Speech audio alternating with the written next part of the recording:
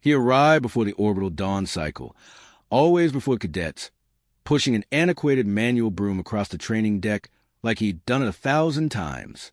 Hood up, eyes low. The Galactic Emperor Soldier Academy was no place for a human, especially not one so unremarkable that no one paid attention to him. Until one morning, a young Zenithian recruit bent to adjust his gravity boots and froze just behind the man's ear. Under the edge of a faded collar was a biotattoo, an old mark nearly washed out by time, the kind only one group of beings ever earned, and only after surviving something no one in polite society discussed. The human had no official designation on the station's roster. He was listed simply as maintenance staff, non-enhanced. He wore the same utility coveralls every day, gray synthetic fabric, dark hood pulled up, scuffed boots that never quite lost crimson dust from Mars colony outpost. He materialized every cycle at Euro 4:30 Galactic Standard Time, always before the drill sergeants, always before the recruits. No one ever saw him arrive. He was just there, emptying waste receptacles, wiping protein supplement residue off training mats that weren't his responsibility, polishing the hollow mirrors. No one thanked him for it. He never spoke unless spoken to, and even then kept it brief. Morning, affirmative. All yours. The Academy's training deck wasn't like normal facilities across the 12 systems. It wasn't loud. It wasn't flashy. It was sacred ground. Every being who stepped through its atmospheric barriers knew that molecular resistance training meant pain, and pain was a universal currency of transformation.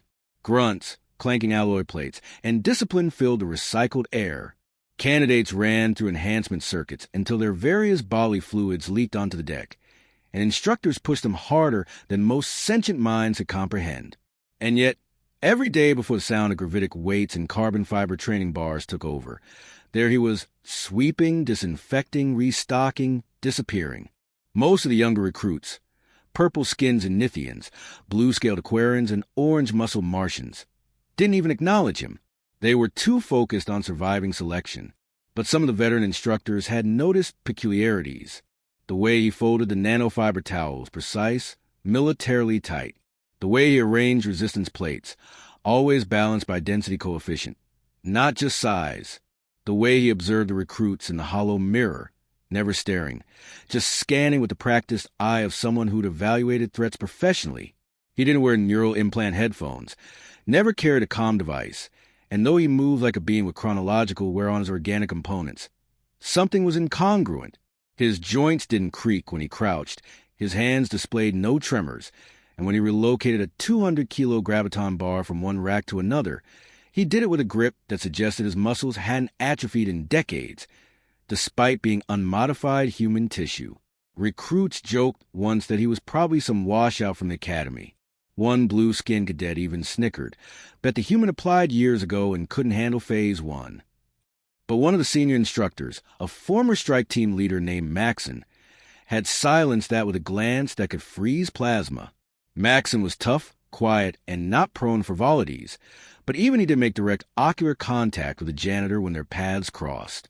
The station had processed hundreds of civilian contractors over the decades, kitchen personnel, transport operators, maintenance workers, but none lasted long. The rotation schedule was brutal, the security protocols invasive. Most couldn't adapt to the environment, except him. He never complained, never took leave, never interfered with operations. The only peculiarity anyone consistently noted was that he always kept the hood up, even in climate-controlled environments, even during the station's summer simulation cycle. But one morning, in mid-cycle, after a particularly grueling anti-gravity resistance circuit, a recruit named Draxon collapsed onto a bench. He leaned forward to regulate his breathing and glanced sideways at the janitor, who was sanitizing the nearby deck.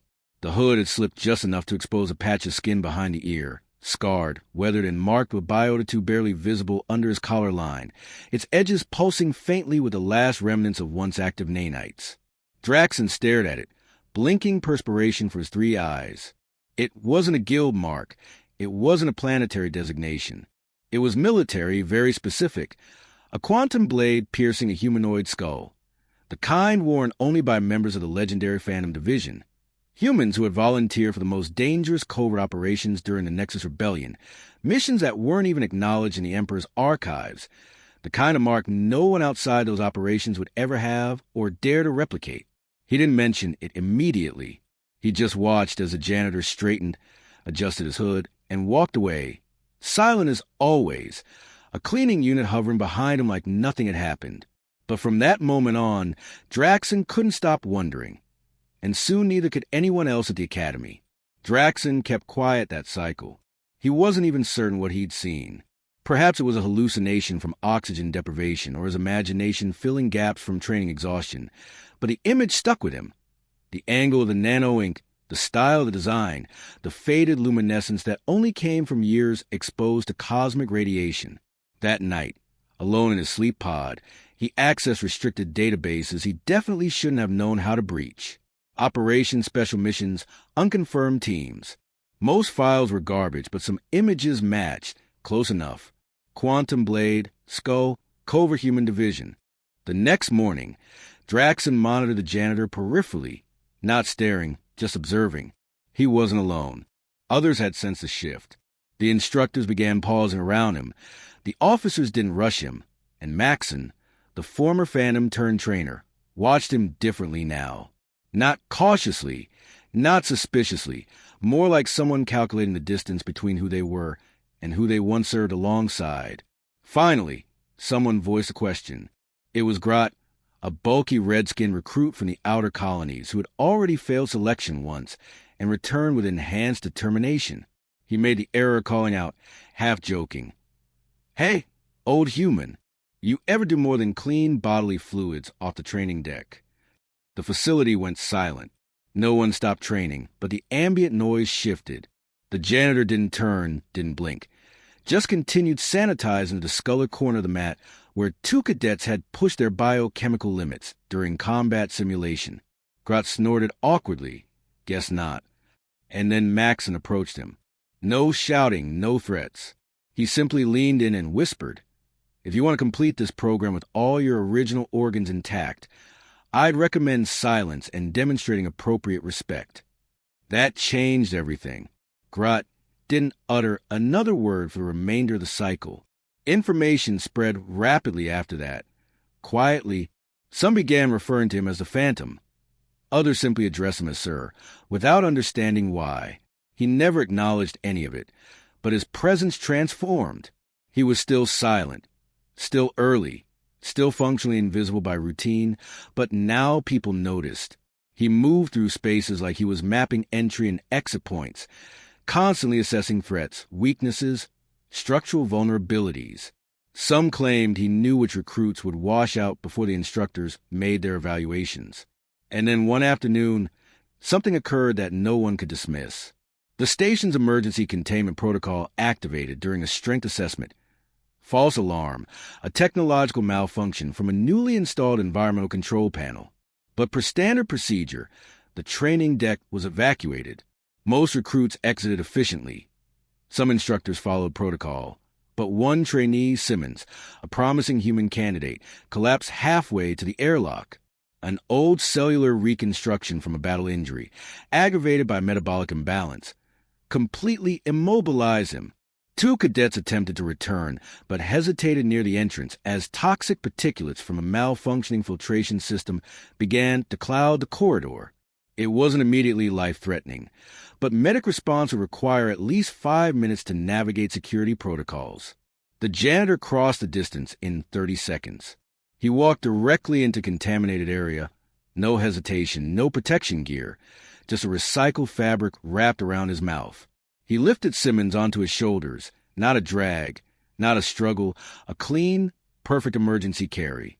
One arm securing the leg behind the knee joint, the other across the shoulder, controlling balance and distribution like he performed the maneuver thousands of times. Simmons weighed 98 kilos. The janitor made no sound indicating exertion when he emerged, eyes irritated but gaze steady. He placed Simmons gently on the evacuation mat and retreated without comment. The emergency response team arrived moments later.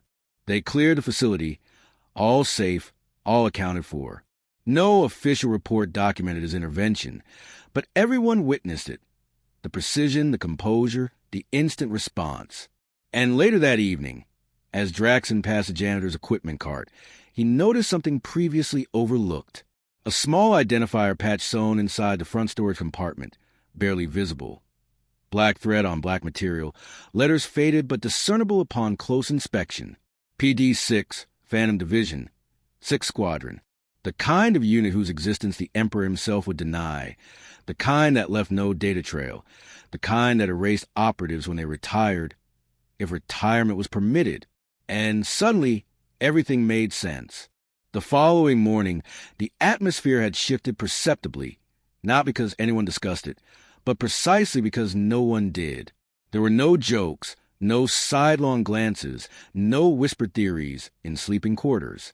Just a quiet recalibration of energy, as if the entire station had decided to reorient itself around someone they'd all misjudged. The janitor still arrived at his customary hour, still swept the same section of polymer flooring, but now others yielded when he passed, not from intimidation, but from something weightier, respect. The kind not requested, the kind earned long before it's acknowledged. Maxon observed carefully. He'd maintained silence since the containment incident. Hadn't approached the janitor directly, not yet. But that morning, as the cadets completed their warm-up sprints, he walked the supply alcove where the janitor typically vanished for approximately 10 minutes during each rest interval. He signaled once, opened the door, and entered. The janitor was seated on an inverted supply container, consuming black stimulant liquid from a dented thermal vessel. He raised his gaze slowly, expression neutral, unreadable. Maxon remained standing, simply existing in the space momentarily, then spoke. "I was stationed on Europa, 3rd conflict cycle. You were with them then, weren't you?" The janitor offered no verbal response. Maxon nodded once, as if that silence provided all confirmation required. There was an incident, classified outpost beyond Titan's shadow. Extraction Operation Zero Intelligence, no orbital support. 2 operators deployed. Only 1 returned. They said the one who survived transported his partner 2 kilometers through vacuum exposure, repaired his own atmospheric breach using nothing but emergency sealant, and disappeared before debriefing. No identifier, just gone. The janitor regarded him impassively. No reaction, no confirmation. Maxon inhaled deeply. "Was that you?" A momentary pause. Then finally, the janitor responded, calm, measured. "You're asking questions with dangerous answers." Maxon didn't display amusement. "That's what I suspected." He turned to exit, but paused at the threshold. "They believe they're learning combat discipline on that training deck. But you're demonstrating something else, something no instructor could ever program into a simulation." The janitor examined his worn footwear. "They're required if they ever witness what I've experienced." With that, Maxon departed. Information remained contained, not openly discussed, but something fundamental transformed in subsequent cycles. One morning, several instructors arrived to find the janitor's personal storage unit slightly ajar. Inside was a meticulously folded Imperial flag, a single pair of radiation-resistant boots, and a deactivated identification chip resting at the top. A worn designation patch. The name read Hayward. No rank indicators, no service classification, just 7 faded characters. That afternoon, Draxon summoned sufficient courage to approach, while Hayward was securing a combat simulation rope. "Sir," he said quietly, "if you truly serve with them, why are you here?" Hayward continued his task, simply answered, "Because this is where I'm needed." Draxon hesitated. "Why conceal your identity?" Hayward finally met his gaze. "When you require others to know your significance, you've already forgotten what matters." Then he stood, sanitized his hands on a cleaning cloth, and walked away. Draxon never inquired further. But that night, he contemplated the Empire's insignia in his locker with renewed perspective. And when he retired to his sleep pod, he did so understanding that the being pushing a cleaning implement might represent the final barrier between their controlled existence and the chaos no one discusses. From that point forward, no one referred to him as a janitor anymore, not verbally. He remained classified that way in station documentation, still verified identity via civilian processing, still authenticated every equipment requisition with credentials. No one dared reference it without lowering vocal volume. But throughout the academy, in the consciousness of every cadet and instructor who had glimpsed even a fraction of the biotattoo on his neck or the composed intensity in his gaze, he embodied something entirely different. Hayward became integrated into the facility's atmosphere, a silent presence moving through training zones with purpose, never demanding acknowledgement, never intervening, yet somehow continuously observing. Recruits began training with increased intensity when he was present. They ceased complaints about inadequate hydration, about joint discomfort, about selection standards. No directive instructed this behavior. It simply emerged because in the presence of being who required no validation, yet carried everything their excuses expired naturally. One cycle after lights out, Draxon pulled aside a recently arrived cadet and advised, if you ever notice him watching your performance, don't attempt to impress. Just don't fail. The newcomer lacked understanding presently, but comprehension would develop. Maxon, meanwhile, never referenced the matter again, not during briefings, not in evaluation reports. Unnecessary. Once, during an interval between training sessions, he placed a folded message inside Hayward's supply cart. No identification, just 3 words, still serving Empire. Hayward never mentioned receiving it, but the following morning, the battle simulation ropes were coiled with exceptional precision, and the molecular resistance stations had been sanitized before any instructor arrived. The Academy's senior command never officially acknowledged their suspicions. No background verification had uncovered military service records. No Imperial database contained profiles matching his biometric signature. But those familiar with actual special operations methodology understood that the most effective warriors often left no documentation in their wake. One cycle, a visiting commander from the Arcturus outpost recognized him. He was passing the open training deck entrance when he halted, stared intently, then whispered to Maxon, "You remain unaware of his actual identity, correct?" Maxon responded without shifting his gaze. "Negative. I'm unaware of his designation, but fully cognizant of his classification." The commander required no further clarification. He simply nodded and continued his inspection tour. The Academy maintained operational status. Recruits continued physical enhancement. Instructors continued assessment protocols. But occasionally, when someone released a gravitic weight without proper control, or secured an equipment locker with excessive force, or spoke out of authorized sequence, Hayward would materialize in their peripheral vision, just fractionally too rapidly, just enough to improve their posture automatically.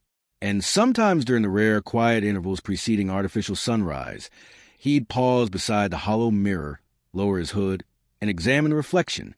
The biotattoo on his neck, once concealed, now faded by time and cosmic radiation, still communicated more effectively than any formal commendation. He never revealed his narrative, never disclosed his former rank, his missions, or the designations of those who never returned from deep space.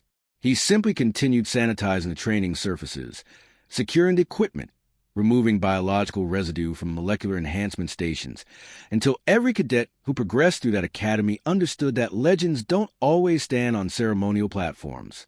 Sometimes they operate cleaning drones at 0400 hours, silently ensuring the next generation comprehends the true meaning of Imperial service. He never wore an official uniform, never issued commands, never requested recognition.